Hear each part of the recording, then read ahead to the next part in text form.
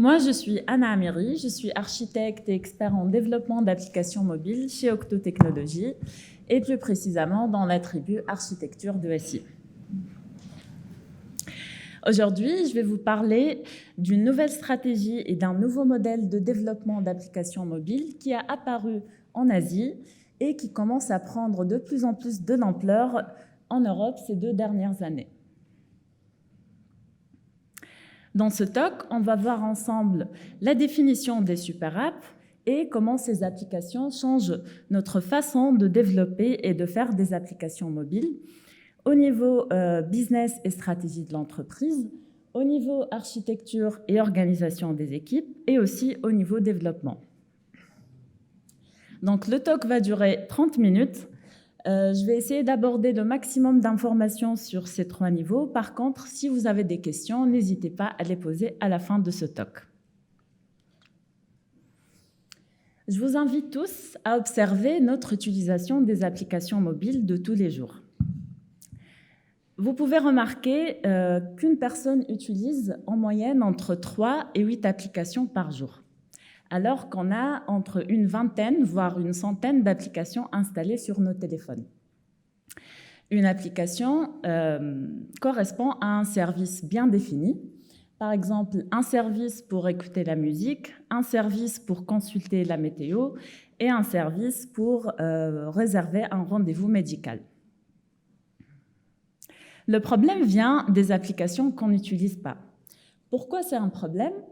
Parce que pour les entreprises qui investissent dans le développement et la maintenance de ces applications, ça devient très difficile de fidéliser et de garder les clients plus longtemps sur les applications. Ça devient aussi difficile de cibler leurs besoins et par conséquent, ça devient compliqué d'anticiper les changements et les évolutions stratégiques pour ces entreprises-là. Il y a quelques années en Asie, ils ont trouvé une solution pour remédier à ces problèmes.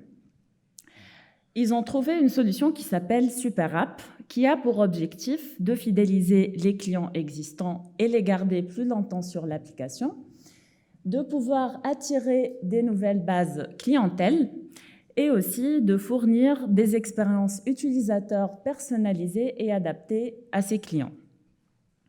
Parmi ces applications-là, je cite les applications WeChat, Alipay, Gojek et Grab, qui sont toutes des applications asiatiques. Vous allez me poser la question, c'est quoi la différence entre les applications Super App et les applications qu'on connaît déjà ? Historiquement, on a 2 types d'applications mobiles.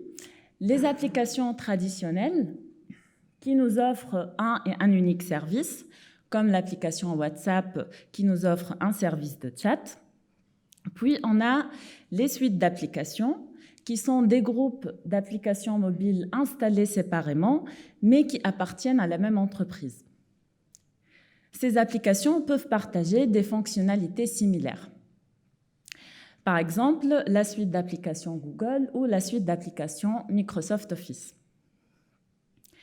Les super apps, par contre, c'est un ensemble de services qui sont regroupés tous sur la même application et qui peuvent venir de domaines différents ou d'un seul domaine et qui peuvent aussi appartenir à la même entreprise ou à des entreprises différentes. Par exemple, sur une même super app, je peux avoir un service de réservation de taxi, je peux avoir un service de chat, je peux aussi avoir un service de shopping, le tout utilisant le même service de paiement. Ces applications super app, pareil que les applications traditionnelles, peuvent être téléchargées et installées depuis les stores. Quand on parle de plusieurs services, ça veut dire que la complexité de l'application mobile va augmenter aussi avec le temps. Ce qui nous nécessite d'avoir une architecture applicative scalable qui permet de supporter tous ces services-là et d'évoluer sereinement dans le temps. De la même façon, ça nous nécessite une organisation des équipes flexible et scalable qui peut développer tous ces services-là. Il ne faut pas oublier non plus qu'on est sur des devices mobiles qui sont quand même limités en termes de capacité hardware, par exemple capacité de stockage ou la performance. Du coup, il faut aussi penser à optimiser la taille de notre application et de nos services, et aussi à simplifier le maximum le parcours utilisateur.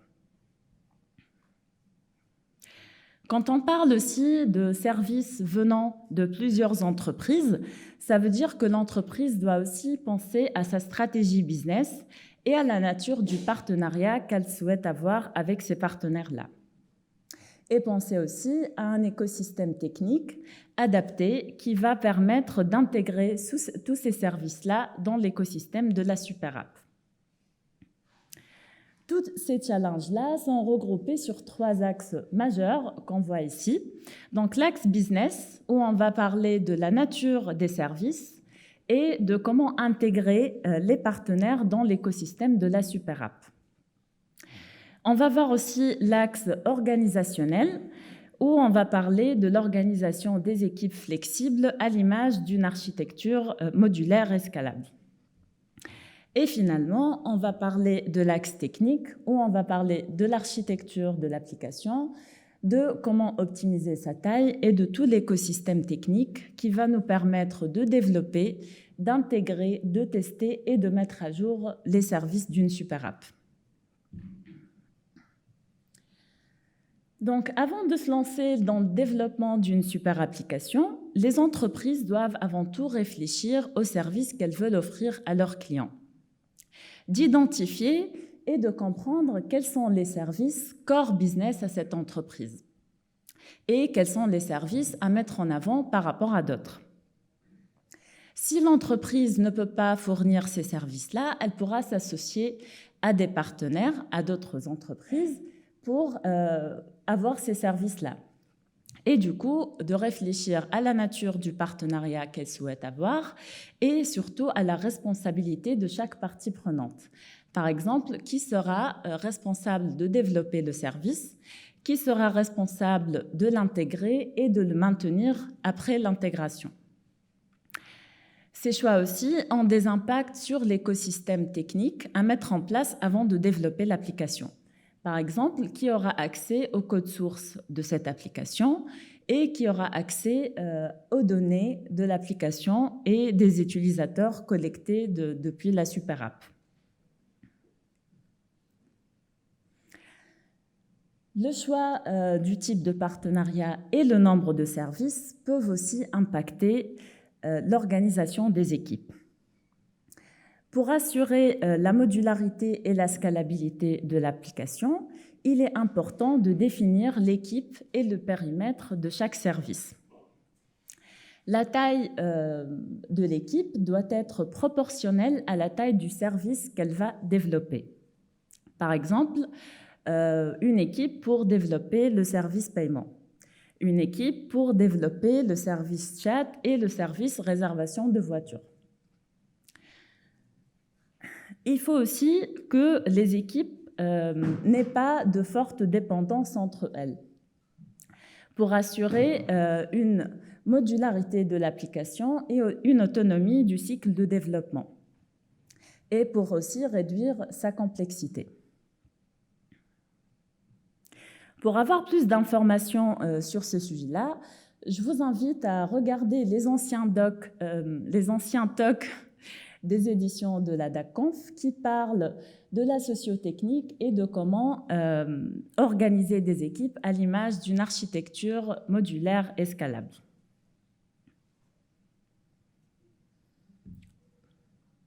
Pardon.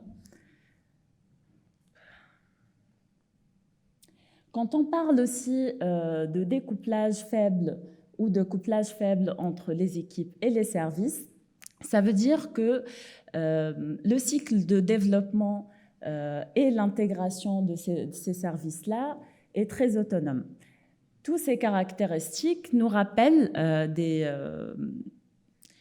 des concepts qu'on connaît déjà comme les microservices et les micro-front-end qui viennent résoudre des problématiques similaires de scalabilité de projet et d'agilité des équipes. et qui viennent aussi pour séparer ou minimiser les problèmes. Du coup, par analogie avec les microservices et les micro-front-end, les services d'une super application sont aussi appelés des mini-applications. Plusieurs entreprises sont aujourd'hui sur leur chemin de créer des super applications ou pour devenir une. Je prends l'exemple de Uber, que tout le monde connaît ici, qui a commencé comme une application mobile de réservation de chauffeurs privés. Aujourd'hui, Uber a élargi son écosystème de services pour offrir des services de livraison de repas, des services de réservation d'outils de transport, de moyens de transport comme les vélos et les scooters. Je prends aussi l'exemple de la néobanque russe qui a créé sa super app, Tinkoff, autour des services bancaires et financiers comme les assurances, les transactions bancaires et la crypto-monnaie. Toutes ces entreprises-là partagent un point commun qui est un business model allocentrique. Contrairement au business model qu'on connaît déjà, un business model allocentrique permet de partager et de distribuer la valeur sur plusieurs acteurs. Ces acteurs peuvent être l'entreprise, ses partenaires, ses clients et même aussi ses concurrents. Cette approche permet de prendre en compte les intérêts de tout le monde et permet aussi de trouver et d'innover de nouvelles façons de création de valeur.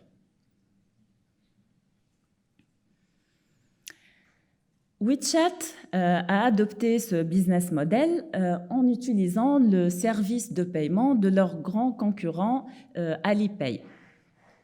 WeChat a commencé en 2011 comme une application simple de chat et qui aujourd'hui comporte plus que 4 millions mini-applications de domaines variés et différents, du social, des jeux, du banking et même aussi du retail. Techniquement, WeChat est une application native téléchargée depuis les stores Android et iOS. Cette application sert comme une squelette pour intégrer les mini-applications sous forme de micro-front-end développés en technologie web. Cette approche permet de modulariser et de scaler l'application facilement et permet aussi aux partenaires de WeChat d'intégrer et de développer leurs services en toute autonomie. Pour standardiser et simplifier le développement de ces mini-applications, WeChat nous propose un SDK et un IDE et des guidelines bien précises du UX et de développement. Le SDK lui permet aussi de sécuriser son code source.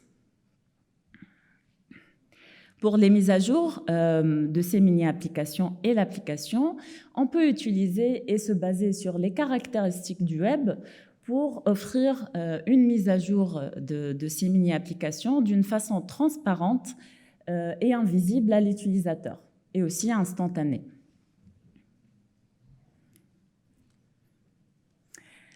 La modularité et le découplage des mini-apps est assuré aussi par ce qu'on appelle le JavaScript Bridge. Le JavaScript Bridge, c'est un composant qui permet de relier les deux mondes web et mobile. Il va permettre aux mini-applications d'avoir l'accès aux fonctionnalités natives des deux plateformes Android et iOS, comme la caméra et le NFC, et il va permettre, dans le cas de WeChat, d'utiliser les services core business, qui sont par exemple le paiement ou l'authentification. Cette approche nous permet d'avoir des mises à jour instantanées et rapides des mini-applications et de bypasser les process des stores mobiles Android et iOS qui peuvent demander beaucoup d'attente. Elle nous permet aussi une facilité d'intégration des partenaires en mode self-service. Par contre, elle peut demander des compétences de développement web et mobile bien avancées, ce qui est très rare à trouver aujourd'hui sur le marché. Elle peut nous demander aussi une amélioration de performance, car comme on connaît tous, en fait, la performance du web sur le mobile, elle n'est pas toujours optimale. Elle peut nécessiter aussi une couche de sécurité supplémentaire pour sécuriser les attaques et les injections JavaScript. En plus de ça, le JavaScript Bridge peut être traité comme un produit à part entière à être maintenu et développé par les équipes de développement, ce qui va nous demander plus d'efforts de maintenabilité. L'autre application qu'on peut voir aujourd'hui en Europe, c'est l'application bancaire Revolut. Revolut a pris une autre approche très différente de celle de WeChat. Tous les services de Revolut aujourd'hui sont orientés finance et bancaire, comme on a vu avec Tinkoff, entre les services d'assurance, les services d'investissement, de banking et de paiement. Techniquement, Revolut est une application modulaire entièrement développée en technologie native Android et iOS. Les équipes de Revolut aujourd'hui sont des équipes cross-fonctionnelles qui travaillent tous sur la même base de code par plateforme et qui partagent un design system entre eux. Revolut n'intègre pas beaucoup de partenaires aujourd'hui sur son application Super App. Et les services qui sont intégrés, les services partenaires, sont entièrement développés et intégrés par les équipes de Revolut. Et pour mettre à jour les mini-applications sur les stores, il est forcément demandé de passer par les process de store Android et iOS, car on est sur des technologies entièrement natives. Pour assurer le découplage entre les mini-apps, Revolut utilise ce qu'on appelle les frameworks pour iOS et les Android Archive pour Android. C'est quoi les frameworks et les AR? C'est des structures de projet ou des modules qui ont leur propre cycle de vie, ils ont leurs propres ressources et contrats d'interface et qui peuvent avoir aussi leurs propres équipes. Ces modules-là sont buildés à la fin en même temps et dans la même application, ce qui ne nous permet pas d'avoir une personnalisation simple de notre application et du parcours utilisateur. Ce qui est bien par contre avec cette approche, c'est que les frameworks et les Android Archive sont des solutions qui sont connues et adoptées déjà par les développeurs depuis plusieurs années et qui sont utilisées sur les projets, les grands projets de développement mobile. Et comme on est sur des technologies natives, tout ce qui est performance et sécurité sont assurés par les plateformes Android et iOS. Par contre, ce qui peut être bloquant, c'est de mettre à jour les services. Par exemple, si je veux mettre à jour une mini-app, il faut que je rebuilde toute l'application et je passe par les stores et la validation des stores pour avoir cette mise à jour. Le deuxième problème, c'est qu'on ne peut pas optimiser la taille de l'application. Par exemple, l'application de Revolut a une grande taille quand on la télécharge depuis les stores. Et finalement, cette approche nécessite des guidelines de développement très strictes, comme la gestion des dépendances et l'exposition des services. D'autres solutions existent aujourd'hui, comme par exemple les Android Dynamic Features, qui est une solution fournie par Google pour modulariser les applications mobiles et pouvoir télécharger ces modules-là à la demande. Ce qui est bien avec cette solution, c'est que ça nous permet de personnaliser l'application d'une façon simple, car l'utilisateur peut choisir quel type de module il peut avoir sur son téléphone. Par contre, cette approche n'est pas adaptée pour des solutions ou pour des super applications comme WeChat, qui ont une grande taille et un grand nombre de services parce que Google nous recommande de ne pas utiliser plus que 10 modules par application. Il y a aussi la solution Ionic Portal qui est sortie l'année dernière et qui reprend la même logique des micros front-end, mais qui prend en charge en fait la partie JavaScript Bridge et sa maintenance. Donc, comme vous voyez, il y a plusieurs solutions sur le marché pour développer des super apps. Et pour faire le choix, il n'y a pas une solution miracle ou une recette magique. Tout dépend de vos priorités, de vos contraintes business, organisationnelles et techniques qu'on a vues tout à l'heure. Il y a des compromis qu'il faut faire pour développer ces applications, par exemple sur le nombre d'intégrations de services partenaires ou sur la taille de l'application.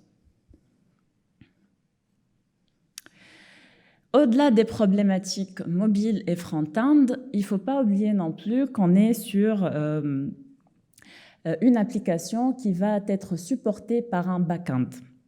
Et du coup, le back-end va être responsable de la sécurité des échanges et de la synchronisation des données vers cette application-là.